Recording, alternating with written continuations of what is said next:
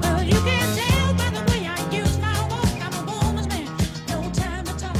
Music loud, women walk, being kicked around since I was. Ciao a tutti ragazzi e benvenuti all'interno di Magic the Gathering Dials of 2013. Ci troviamo nuovamente all'interno della modalità campagna, pronti ad affrontare il nuovo avversario che andremo a sconfiggere, almeno si spera, all'interno dei prossimi 10 minuti. Però innanzitutto andiamo a vedere il pannello delle guide e opzioni per dare un'occhiata al settore delle impostazioni. Come potete ben vedere la difficoltà è aumentata parecchio, ci ritroviamo su Planeswalker, ovvero la difficoltà più ardua e più difficile del gioco. Come potete ben vedere la prima era mago, ovvero la difficoltà più semplice, quindi per rendere il gioco ancora più divertente, intrigante e, come possiamo dire, più soddisfacente, l'abbiamo reso un po' più difficile.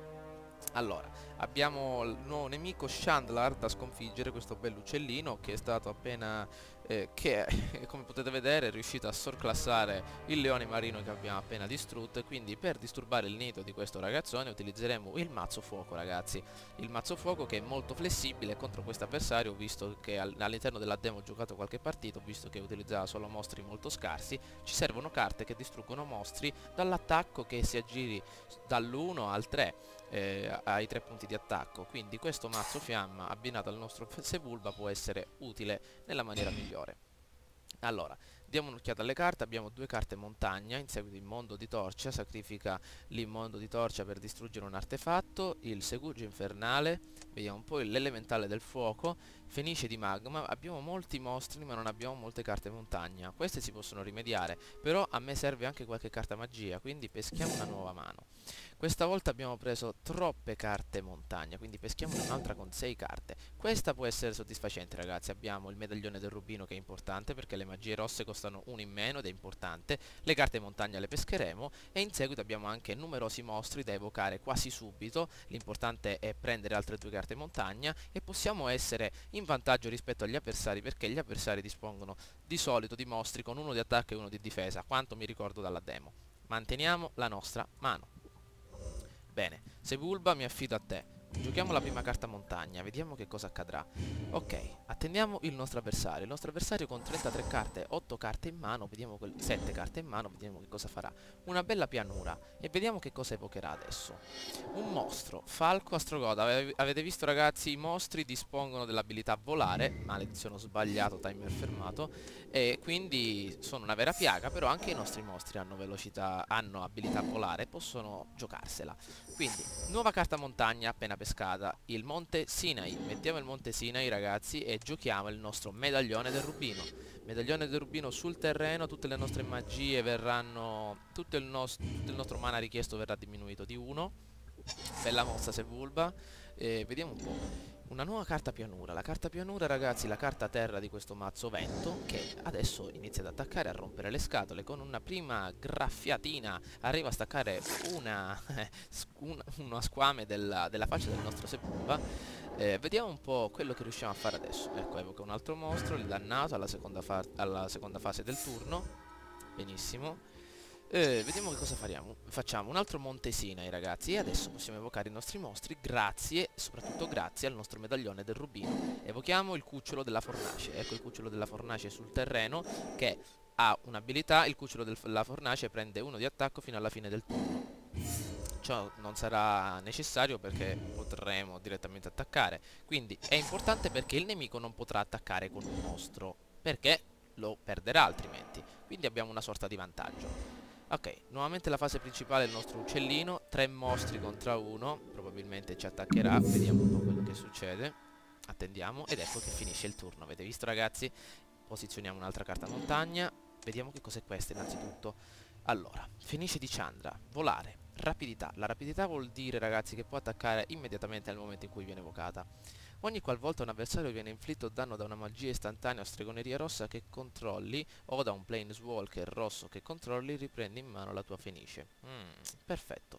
Allora, vediamo un po' che cosa possiamo evocare. Abbiamo bisogno, per evocare questa, ragazzi, due carte montagna. Invece per il nostro draghetto abbiamo bisogno di 3 carte montagna. Evochiamo il draghetto perché mi ispira di più, ragazzi. E adesso sapete cosa facciamo? Utilizziamo il nostro draghetto numero 1 per attaccare il nostro avversario.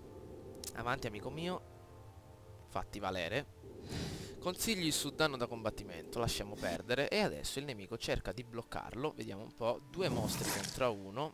Mamma mia, questo ragazzo se la sta cavando abbastanza bene. Vediamo un po' che cosa accadrà col secondo mostro.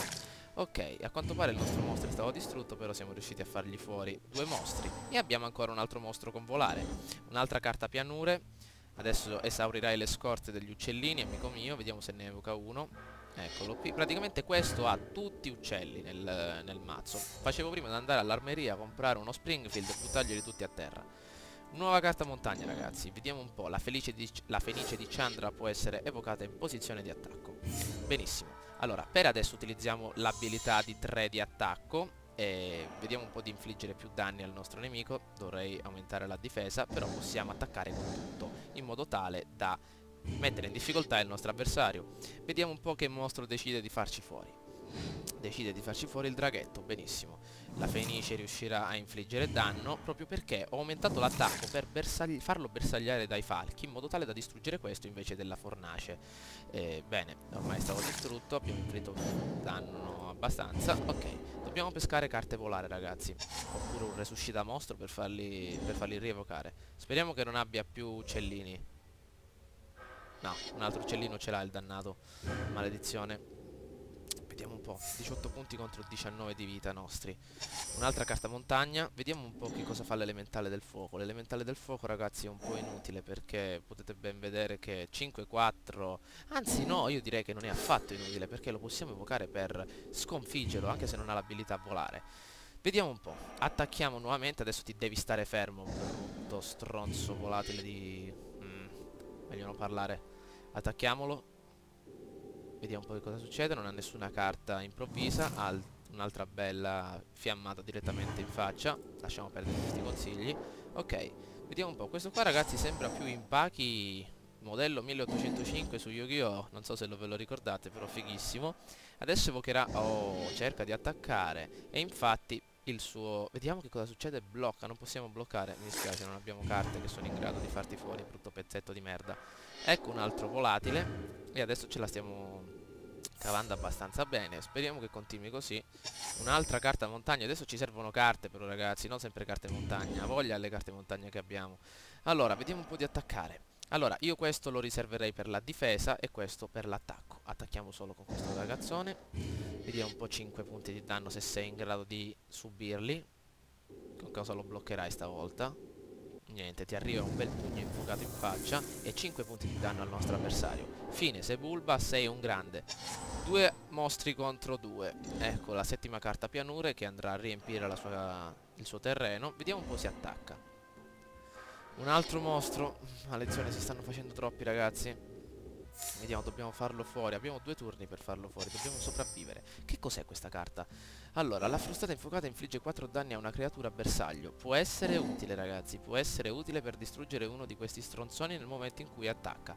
Quindi adesso continuiamo e attacchiamo con il nostro Impaki 1805. Andiamo Impaki. Attacca. Benissimo. Ragazzi, c'è molto da ragionare in questo gioco. Ecco, che è successo? Mi vuoi bloccare? Vedete, ragazzi, le carte, i mostri con volare possono bloccare i mostri a terra senza le ali. Vedete un po' come mi ha bloccato adesso? E adesso sono costretto a tenere il nostro Impaki fuori uso. Quindi adesso utilizzeremo la nostra frustata infuocata per buttargli fuori un mostro e quindi non farlo attaccare, perché abbiamo il nostro caro amico qui. Benissimo, l'abbiamo infuocato. Vediamo adesso che cosa farà il nostro avversario. 18 punti contro 11 di vita. Diamo un'occhiatina. Un altro falco. Ok, proprio quello che mi aspettavo. Però adesso non è in grado di attaccare. Ok. Adesso riprenderemo il nostro Impaki. Che cos'è questa cosa? Oh mio Dio, onda di fiamme. L'onda di fiamme infligge 4 danni a un giocatore bersaglio e a ogni creatura che controlla, ragazzi. Possiamo fargli fuori i falchetti in maniera rapidissima. Però io direi di finirla qui. Quindi vediamo un po'. Pensiamo. Se utilizziamo questa carta, ragazzi, e infliggiamo 4 di danno, il suo danno arriverà, se non sbaglio, a... Vediamo un po', 6. Sì, e quindi... Anzi no, arriverà a 7, perché infliggiamo 4 di danni. 7 di danni più 5 del nostro Impaki arriverà a 2. Più 2 del nostro... Benissimo, lo uccidiamo. Però io non credo che questi 2 mostri da soli restino qui a guardare. quindi è meglio distruggere tutti i mostri che ha in campo per vedere un po', per lasciarlo un po' spiazzato. Ok, utilizziamo questa carta e distruggiamo tutti i mostri che ha nel campo. Benissimo. Allora, attacchiamo adesso con tutto, anche se subiamo un punto di danno non ci fa niente, e soprattutto il nemico per attaccarci dovrebbe avere l'abilità rapidità, ma ne dubito visto che ha tutti uccelli. Ok, benissimo. Vittoria.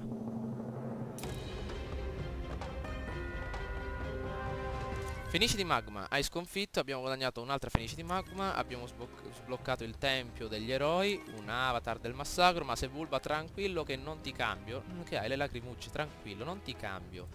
Allora, cosa abbiamo sbloccato? Questa carta che cosa fa? Quando la fenice di magma muore infliggi 3 danni a ogni creatura e a ogni giocatore. Abbastanza utile, riprendi in mano la fenice di magma dal tuo cimitero, una carta con mostro resuscitato entrato direttamente nella schiena. Vediamo un po', ragazzi, di inserirla nel nostro mazzo, vi faccio vedere anche la gestione del mazzo. Allora, come avete ben potuto vedere, la difficoltà è stata aumentata e siamo riusciti a sconfiggere il nostro uccellino, anche se ci è voluto un po' di tempo per pensare alle nuove mosse. Allora, una carta sbloccata, ecco qua il nostro mazzo, ragazzi, potete vederlo, e possiamo anche sbloccare il mazzo completo immediatamente, però sopra abbiamo una sorta di statistica, una sorta di percentuale delle carte che abbiamo, il mana che viene utilizzato e tutto il resto. Quindi vediamo un po' dov'è questa nuova fenice, ragazzi. A quanto pare dov'è? Ah, queste sono le carte che devono essere sbloccate, vedete un po' tutte le caratteristiche che ha ogni carta, guardate un po' quante ce ne sono disponibili, beh, 29, la maggior parte sono carte artefatto, eccetera. Eccola qua la fenice di magma, guardate un po', maledizione, ecco la fenice di magma, ragazzi, guardatelo un po' che figa, la nostra nuova carta appena sbloccata. Come potete vedere, anzi adesso ve lo farò vedere, queste carte, questi mazzi che andiamo a sbloccare possono essere utilizzati all'interno della modalità multiplayer. All'interno della modalità multiplayer possiamo creare una nuova partita, guardate un po', una sorta di lista battaglie. Allora spieghiamo un po' quello che accade. Free for all significa che possiamo giocare liberi contro tutti, una partita normale. Two-headed giant, una partita che indica il combattimento a squadre, 2 contro 2, Plane Chase è una partita 1 contro 1 ambientata all'interno di diversi ambienti. Sembra un po' difficile da spiegare, anzi da capire con queste parole, ma all'interno di prossimi gameplay faremo vedere diverse partite in questa modalità. Allora, e possono essere utilizzate tutte in queste modalità multiplayer contro altri giocatori che hanno ovviamente DALS 2013. Possiamo effettuare delle partite veloci, guardate un po', ovviamente con lo stesso... con la stessa modalità, eccetera. Spero che il video vi sia piaciuto, ragazzi, mi raccomando, votate e commentate. Il prossimo avversario sarà l'Arcimago, il culto della fiamma. Utilizzeremo il mazzo acqua per spegnere un po' questa orda di fuoco che si presenta davanti a noi. Ciao a tutti!